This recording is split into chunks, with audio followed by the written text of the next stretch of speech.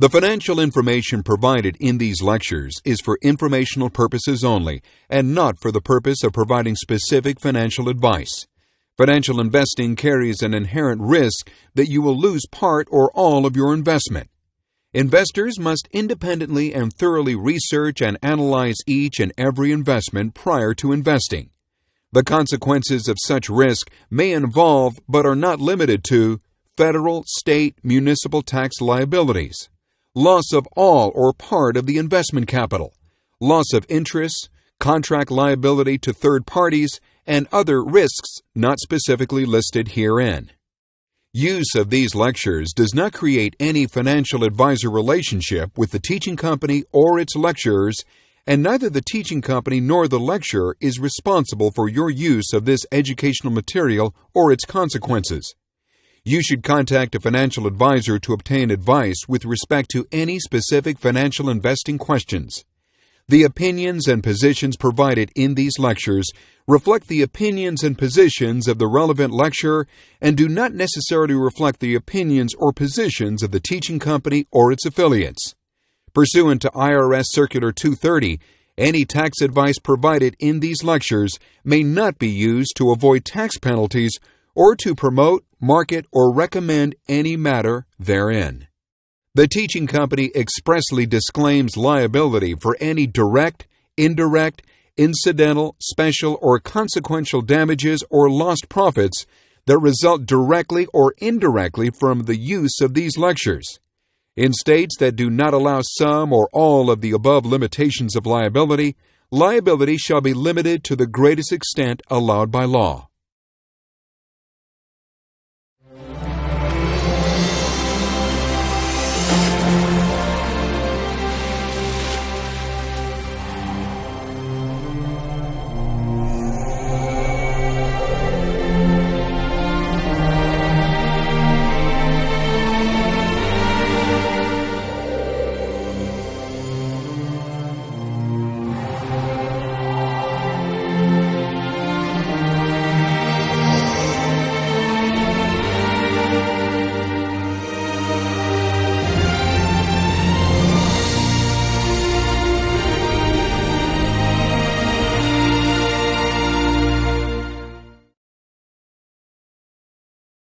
Your lecturer is Dr. Raymond P. DeGennaro.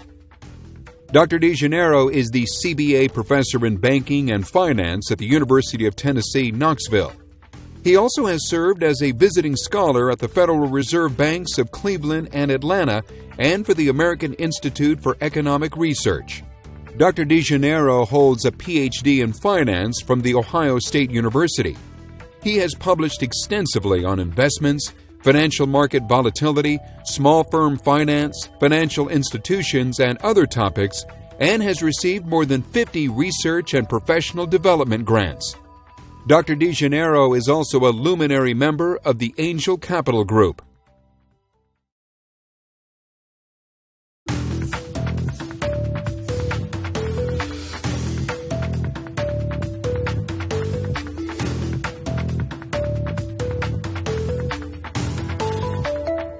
Just like every other walk of life, the stock market has been transformed by computer technology. Who would have thought just a few decades ago that one day you could sit at home and trade stocks in your pajamas via the internet? But if you think you're on equal footing with the big players in the market, think again. Your modern phone and internet connection lets you do in seconds what used to take weeks, but with the equipment that really high-tech investors use, it takes them only milliseconds to seize opportunities you'll never even see. How can you compete with that? Let me give you a clearer picture of what I'm talking about. Imagine that you're sitting at home, sipping coffee, and watching your computer screen track the price of a security that interests you. Suddenly you see a huge spike looking almost like a vertical bar. It goes up and down again in the blink of an eye. It's so fast that it barely registers on your screen. That's no surprise. Your screen shows several minutes of price history, and that spike took just 275 milliseconds. That's just over a quarter of a second. You blink, there's the spike, and you say, "Wonder what that was." I'll tell you what that was. It was a high-tech computer algorithm placing and canceling dozens and even hundreds of buy and sell orders. Imagine zooming in on that 275 millisecond spike so that it fills the entire screen. If you could do that, then you'd see all kinds of detail that just wasn't there before. That's what a high-tech trader sees, or rather what his computer sees. Some algorithms exploit tiny differences in bid and ask quotes and execution prices. Reported quotes are in pennies, but trades might be executed at prices out to 6 decimal places. No human is going to waste time worrying about 1/10,000th of a cent. Computers, though, are happy to exploit these tiny differentials. These powerful computers and the brilliant minds behind them can make a lot of money for big institutional traders. A fraction of a cent multiplied by billions of shares begins to add up. So how do you keep up with the folks who operate computers like that? The answer, I'm afraid, is you can't. Now, you could take that bit of news as extremely discouraging. It's easy to think of picking stocks like trying to beat Tiger Woods at golf in his prime. You don't have his natural ability, and you haven't put in the countless hours of practice year after year after year. You could never win, so why bother to play? But millions of people do play golf, and for reasons I've never quite understood, they even seem to enjoy it. They're playing golf for different reasons than the ones that motivated Tiger Woods. And you know what? For these millions of golfers, that's just fine.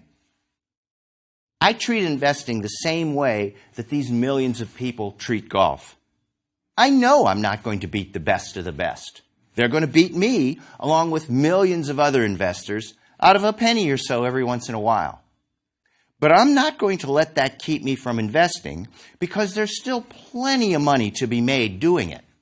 I'll just focus on keeping my investment program on the fairway and out of the water hazards. That works just fine for me and for millions of other investors. In this course, I'm going to show you how to do that.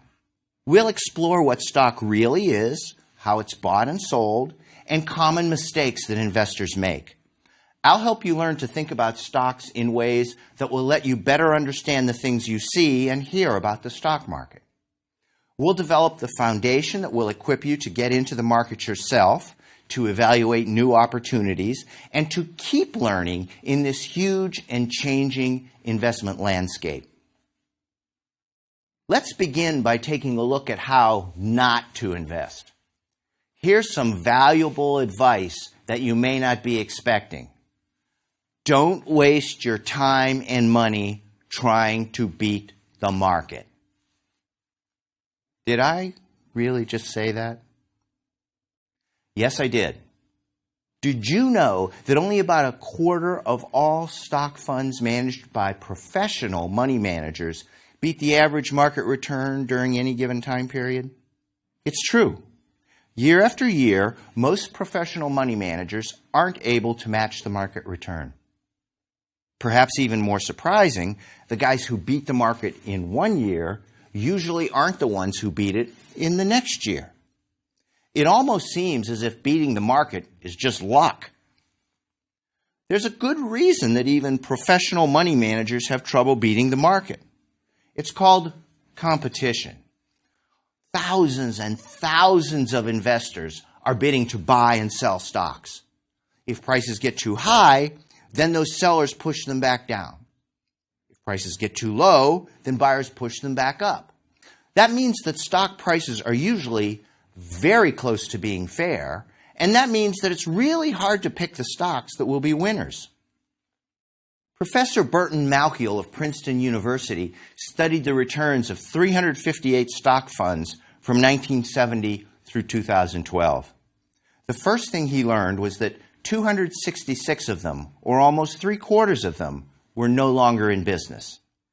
Malkiel says he's confident that the 266 funds that didn't survive did even worse than the survivors. And that makes sense. Bad funds should go out of business eventually. That leaves 92 surviving funds. How did they do relative to the market? 42 of the remaining 92 funds pretty much matched the market. Their returns were within 1% of the overall market's return. That left 18 funds that beat the market by more than 1% and 32 funds that lagged the market by more than 1%. That makes sense too. If the price is usually fair, not too high, not too low, then it should be really hard to find winners in the stock market. You might think that you could do just as well by throwing darts at a list of stocks as you could by studying the stock market. In fact, most economists who study stocks think that's not so far from the truth. The idea that it's almost impossible to pick winners consistently has a formal name. It's called the efficient market hypothesis, and it was a big part of the reason that Eugene Fama won the Nobel Prize in 2013. We'll talk more about the efficient market hypothesis later in the course, but for now, all we need to know is that lots of research shows that stock returns are very close to random. They move up or down unpredictably, meaning that picking winners is really hard. Many people don't want to hear that.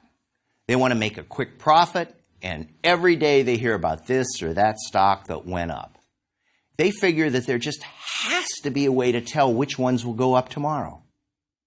I can understand why they feel that way. Humans are hardwired to look for patterns. Uncertainty and randomness make us uncomfortable. We give names to things we don't understand, as if that'll give us some understanding or even control over uncertain events.